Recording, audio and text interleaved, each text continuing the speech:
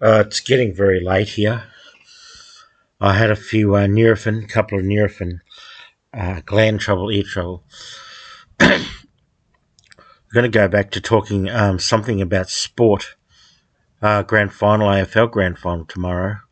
Haven't watched anything for years about football since 2019, and any sort of sport for about 5.5 years.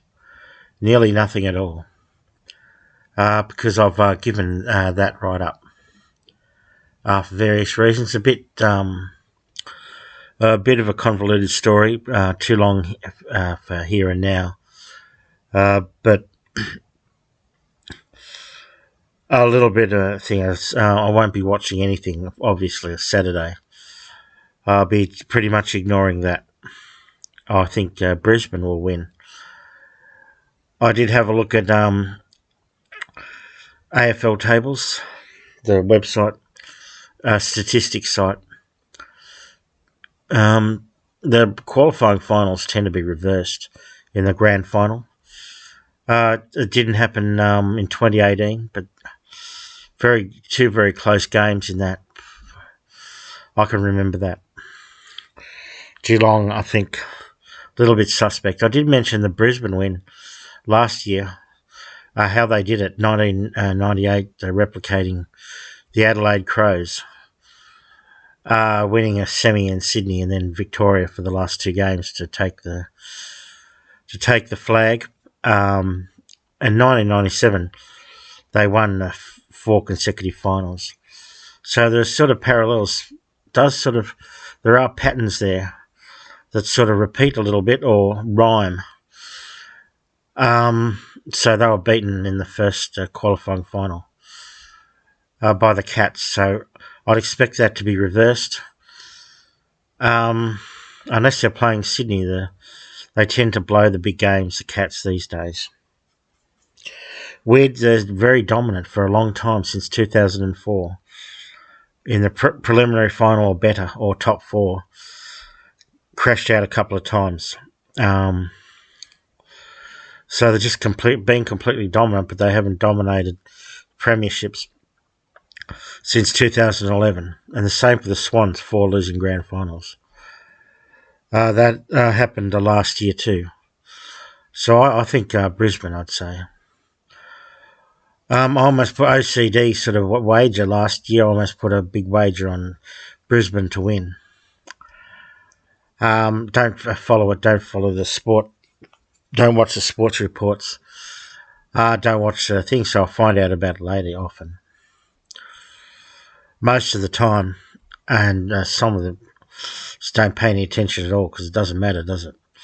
Especially after the other stuff, the lockdowns and the like.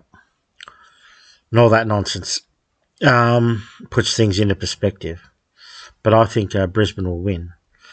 But I wanted to talk about the cricket, how there's been some really bad batting performances in Test cricket. Really bad stuff. West Indies out for 27. I noticed that a few weeks ago when, I don't know how I saw that. I wasn't following it at all. Like I said, but very poor batting recently. To be bowled out for under 50 in Test level is really poor. Really, really, really poor. And India's done it a couple of times in the last few years. Sri Lanka did it last year. England, I think, did it. Yes. The Irish were bowled out for 38, but they're a new team, and they're on the lower tier of Test nations. Only play four-day tests, mostly against Afghanistan, in just the last few years. So you can sort of count them out a little bit. But there's been some really poor batting, generally, apart from the sub-50 scores.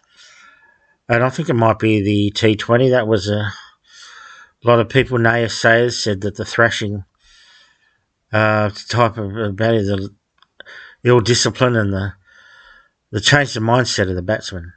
I think Kirsten, veteran South African opener, I think about 4 or 5 years ago. It was out the first ball of a test, and it was a terrible ball. It was about a foot down leg side off the leg stump. He's a left-hander, or his leg stump, off stump for right-handers, if you understand what I'm talking about. But down the leg side, nearly a foot, and he chased it with his glove.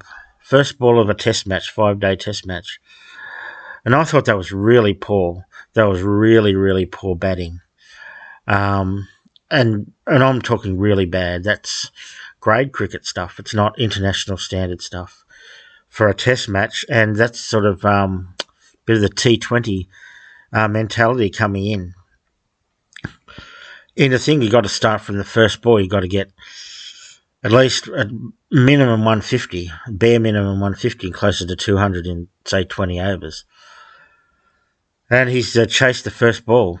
Just a basic thing of test match cricket with swinging ball and a bit of moisture in the air and movement off the pitch. Basic stuff. Like in the first half hour of a 5-day test, if it's not hitting your stumps, you just leave it alone. Let it go through to the keeper. If there's something on your stumps, you hit it. Take a leg by. It's a matter of survival, especially that first half hour to an hour. Maybe even the first session. You just got to try to get through it. That's what a professional cricket opener, test cricket opener would do. You wouldn't chase it down the leg side, first ball, gloved it to the keeper. Awful, awful stuff. And it's been really just terrible batting. The West Indies at 27, they were lucky to make that, and they just give up. There's no sort of... They're a little bit weak, the players these days, mentally weak. No sort of Steve Waugh mentality of just holding on for dear life, putting your wicket above your life almost. And it's sort of you see with the English team, the Test cricket team, they're racking up some huge scores and they score very fast. They're thrashers. They ever since the World Cup, which they won actually, 2019.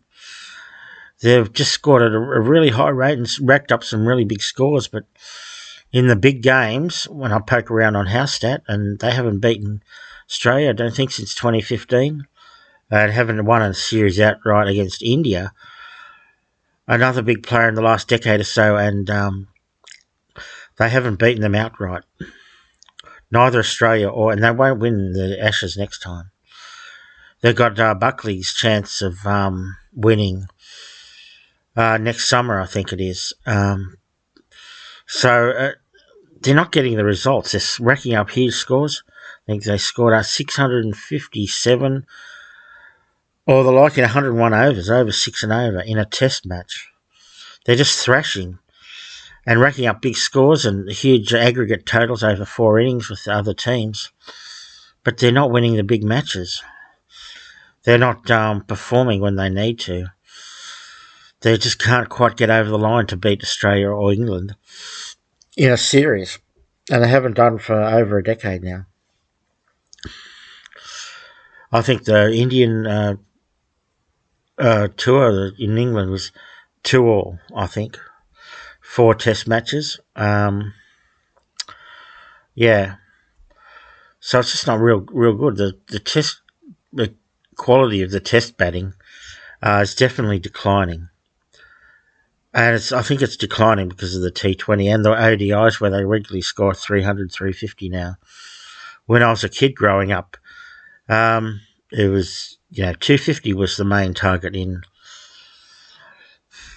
the ODIs, in the 80s, in even the early 90s. A lot of totals, 220, 230 even. You were trying to get 250, maybe 270, 280. But 300 was an absolutely huge score in those days. It was a monster score, 350 overs. But that's nothing now. If you score 280, you've basically lost the game. Sort of 260, it's not even a thing. No, not even any, not worth it. I've seen some terrible batting I saw a T20 game. That came up. I watched the highlights, the West Indies, the lowlights rather.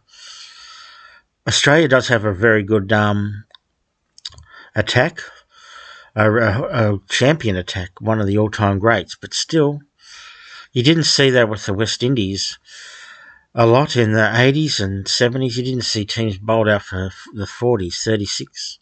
India, West Indies 27.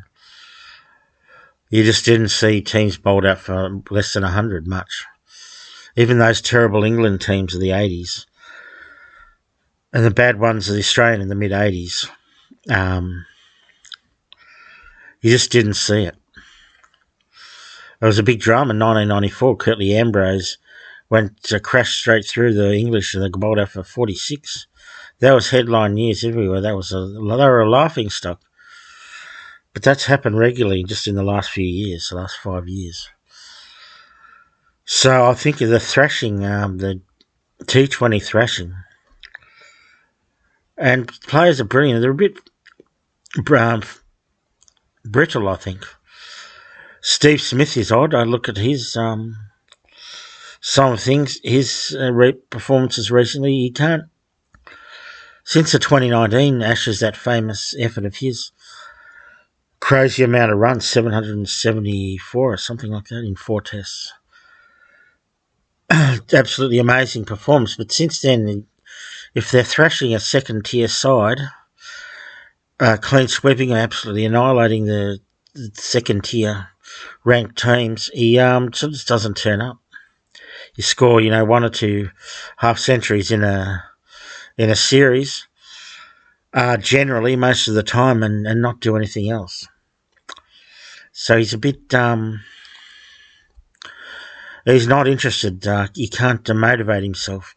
Get him a big game in a championship match, the Test Championship, or England or India against the top teams, the big series, and Smith will go to town. 23 out of 36 hundreds against those teams. A crazy effort. And 8 Test hundreds in England. So he can just do it everywhere. But, yeah, he can't motivate himself against the second-tier sides much. So, yeah. So he's dropped off. Virat Kohli dropped right off at the end of his career. He's retired, I think, last year.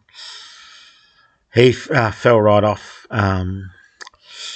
He played a lot of ODIs and T20 too. So I do think that it is the ODIs, and more so the T20s, and to a lesser extent the ODIs, that are leaking into Test cricket and making it a bit ordinary in terms of the mental strength, the brittleness of the players, the thrashing, especially England, thrashing and not winning in the big moments. So I don't know what's going to happen with that. I think that might be a little bit of a curse until they have fully maybe separate sides completely for the T20s. Yeah, there used to be sort of specialist players. Michael Bevan was a one-day ODI specialist. Didn't really perform that well in tests. Played a handful. Average, I think, in the low 30s maybe. Have to check that. Wasn't too bad, but wasn't a really good test player. But he was an expert in the ODIs because he could knock it around. He's also a handy bowler because he just didn't know where he was going to put the bowls. He was wild, but he took a lot of wickets too in big times. But yeah, it does seem like a problem for the test, the quality of test batting going forward. The bad habits of the ODIs and the T20s in particular are leaking in, and they're dragging the quality down.